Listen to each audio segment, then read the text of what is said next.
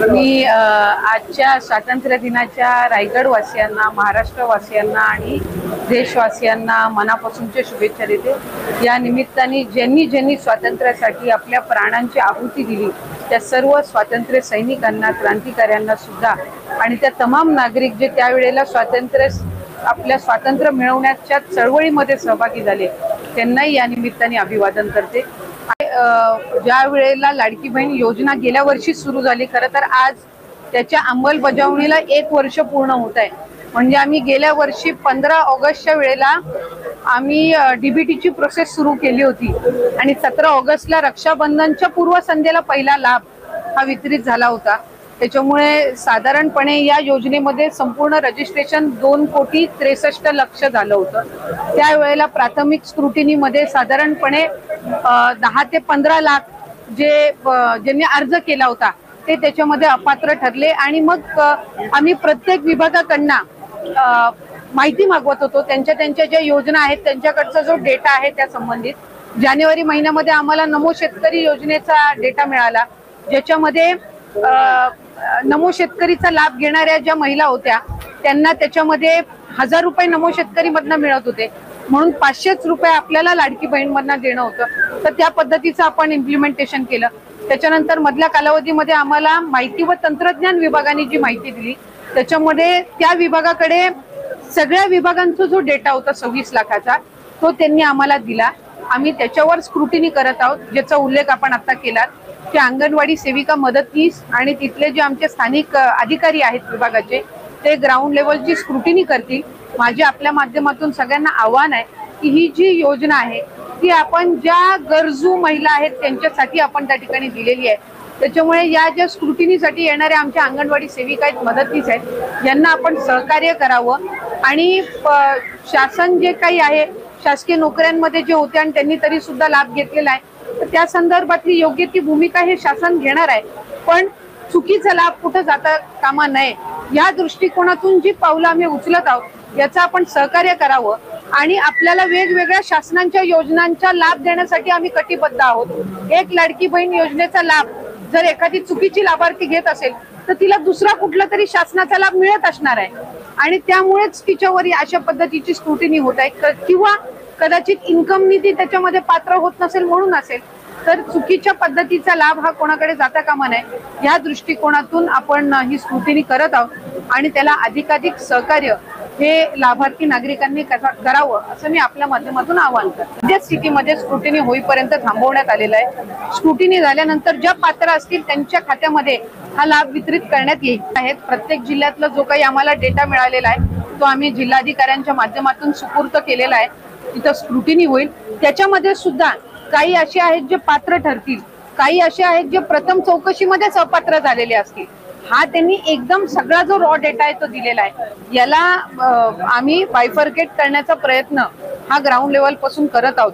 त्याच्यामुळे बऱ्याचशा याच्यामध्ये सुद्धा असतील जे कदाचित पात्र असतील पण ते डेटामध्ये त्यांनी आम्हाला दिलेलं आहे, त्याच्यामुळे क्रॉस व्हेरिफिकेशन करणं गरजेचं आहे। काही आहेत जे अपात्र असतील आणि काही आहेत जे कदाचित पहिल्या स्क्रुटिनीमध्ये बाद झालेले असतील। त्यामुळे कॅटेगरी वाईज काही असे असतील की ज्यांचं अकाउंट नसेल त्यावेळेला म्हणून त्यांनी त्यांच्या म्हणजे घरातल्या पुरुषाचं अकाउंट दिलेलं असावं पण ती लाभार्थी कदाचित पात्र असेल। त्याच्यामुळे अशा पद्धतीच्या ज्या कॅटेगरीज आहे यानुसार स्क्रुटिनी होईल आणि मग त्याच्या बाबतीतला जो योग्य तो निर्णय आहे तो होईल। मला आपल्या माध्यमातून पुन्हा एकदा सांगायचं आहे की पात्र लाभार्थ्यांना वगळण्यात येणार नाही, त्यांच्यावर कुठल्याही पद्धतीचा अन्याय होणार मुंबई गोवा हायवे बद्दल उपमुख्यमंत्री अजित पवार यांच्यासोबत आपली बैठक झाली। मुंबई गोवा हायवे बद्दल उपमुख्यमंत्री अजित पवार यांच्यासोबत आपली बैठक झाली नुकतीच मंत्रालयामध्ये आणि नवीन निधी काही सँक्शन करण्यात आले, कधीपर्यंत काम सुरू होईल आणि काय? साधारणपणे जो आपला इंदापूर आणि माणगावचा जो ट्रॅफिकचा विषय आहे तिथं बायपासचा जो नॅशनल हायवेचा रोड आहे याचं काम अद्याप सुरू झालेलं नाहीये आणि साधारणपणे त्यांना आता वर्क ऑर्डर दिलेली आहे। त्यामुळे पावसाच्या नंतर त्या कामाला गती येईल आणि 1.5-2 वर्षाच्या कालावधीमध्ये ते काम पूर्ण होण्याचं त्या ठिकाणी त्यांनी नियोजित केलेलं आहे। पण तत्पूर्वी तिथली जी ट्रॅफिकची समस्या आहे ही सोडवण्याच्या दृष्टिकोनातून आपण 4-5 तिकडनं पर्यायी मार्ग काढले होते।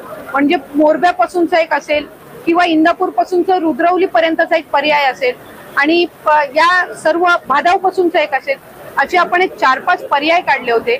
आणि त्याला नॅशनल हायवेचे पैसे येण्याची वाट न बघता राज्य हे आपल्या खर्चातून त्या ठिकाणी हे 22 कोटीचे अंदाजपत्रक आपण केलेले आहेत आणि त्याचं टेंडर प्रोसिजर ही आपल्याला पुढच्या कालावधीत झालेली पाहायला मिळेल आणि त्या कामांना गती देऊन 2-2.5 वर्ष जे बायपासचं काम व्हायला लागणार आहे तत्पूर्वी ही ट्रॅफिकची जी तिकडची कंजेशनची समस्या आहे ही सोडवण्याच्या दृष्टिकोनातून आपण ती पावलं उचलत आहोत आणि त्याला आदरणीय मुख्यमंत्री महोदय, उपमुख्यमंत्री महोदय शिंदे साहेब यांचे सुद्धा मी या निमित्ताने आवर्जून उल्लेख करीन. दादांच्या अध्यक्षतेखाली ती बैठक झाली आणि त्याच्यामध्ये दादांनी आम्हाला हमी दिली, सार्वजनिक बांधकाम विभागाचे मंत्री शिवेंद्रराजे सुद्धा होते, की आपण सार्वजनिक बांधकाम विभागाला तो निधी उपलब्ध करून देतील बजेटमधला आणि त्यांनी एक टेंडर काढायचंय त्या कामाचं इम्प्लिमेंटेशन अथॉरिटी म्हणून.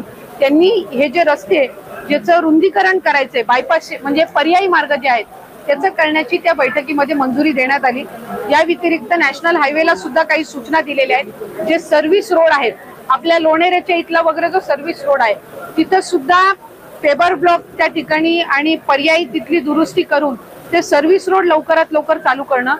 ज्या ब्रिजचं काम झालेलं आहे तिथं एक लेन तरी सुरू करणं या दृष्टिकोनातून त्या बैठकीमध्ये चर्चा झाली आणि मग पलीकडचं संगमेश्वरच्या इथं जो काही लँड ॲक्विजिशन आणि त्यामुळे ते रस्त्याचं काम जे खंडित राहिलेलं आहे त्या संदर्भामध्ये सुद्धा त्याच्यामध्ये योग्य त्या सूचना देण्यात आल्या. खऱ्या अर्थानं आपला महाराष्ट्र, आपला देश हा विकसित करण्याच्या दृष्टिकोनातून पुढच्या कालावधीमध्ये जे काम आदरणीय पंतप्रधान नरेंद्र मोदी साहेब यांच्या नेतृत्वाखाली होणार आहे त्याच्यामध्ये रायगड जिल्ह्याचा, महाराष्ट्राचा सुद्धा सहभाग हा विकसित भारत तयार करत असताना विकसित महाराष्ट्र हा तितकाच अग्रेसर राहील अशी या निमित्ताने सदिच्छा व्यक्त करते.